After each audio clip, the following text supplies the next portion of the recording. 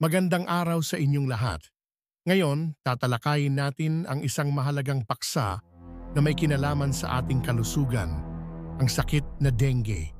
Ang dengue ay isang sakit na dulot ng dengue virus na ipinapasa ng mga lamok na Aedes, particular ang Aedes aegypti. Ang sakit na ito ay laganap sa mga tropical na lugar tulad ng Timog Silangang Asya, Latin America at sa Caribbean. Mahalaga ang pagtalakay sa dengue dahil sa mabilis na pagkalat nito at ang potensyal na magdulot ng malubhang komplikasyon. Ang dengue ay karaniwang matatagpuan sa mga bansa na may mainit at mahalumigmig na klima. Sa mga nakaraang taon, tumaas ang kaso ng dengue sa iba't ibang bahagi ng mundo. Halimbawa, sa Pilipinas, tuwing tag-ulan, tumaas ang bilang ng mga kaso kaya't dapat tayong maging alerto. Ang dengue ay maaaring magsimula ng biglaang mataas na lagnat na maaaring umabot hanggang 40. Karaniwang sintomas nito ay matinding sakit ng ulo, pananakit sa likod ng mata, pananakit ng mga kasukasuan at kalamnan, pantal at paminsan-minsan ay pagdurugo. Ang ilang mga kaso ay maaaring magdulot ng malubhang komplikasyon gaya ng dengue hemorrhagic fever o dengue shock syndrome na maaaring magdulot ng malubhang problema sa dugo at pagbagsak ng presyon ng dugo. Upang matukoy kung may dengue ang isang tao, kailangan ng mga pagsusuri sa dugo.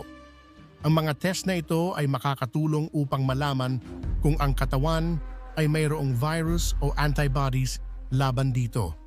Sa kasalukuyan, wala pang tiyak na gamot para sa dengue.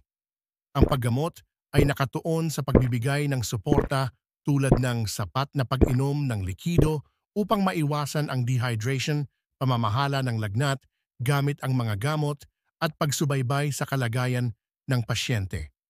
Kung kinakailangan, maaring kailanganin ang pagpapagamot sa ospital, lalo na kung may mga senyales ng malubhang dengue. Mahalaga ang pag-iwas sa dengue upang maiwasan ang pagkakaroon ng sakit. Ang mga simpleng hakbang tulad ng paggamit ng insect repellent, pagsusuot ng mga long-sleeve na damit, at pag-aalis ng mga lugar na maaring pamahayan ng lamok tulad ng mga stagnant na tubig ay makakatulong upang maiwasan ang kagat ng lamok. Ang pagkakaroon ng malinis na paligid at pagsunod sa mga programa ng gobyerno para sa kontrol ng lamok ay malaking tulong din. Sa mga nakaraang taon, may mga bagong bakuna na nade-develop laban sa dengue na maaring magbigay proteksyon sa mga taong nasa panganib. Ang mga bakunang ito ay nagbibigay pag-asa sa mas maayos na pamamahala ng sakit sa hinaharap.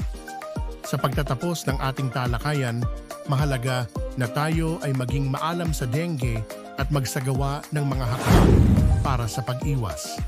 Sa pamamagitan ng tamang kaalaman at mga preventive measures, makakamit natin ang mas malusog na komunidad. Maraming salamat sa inyong pakikinig.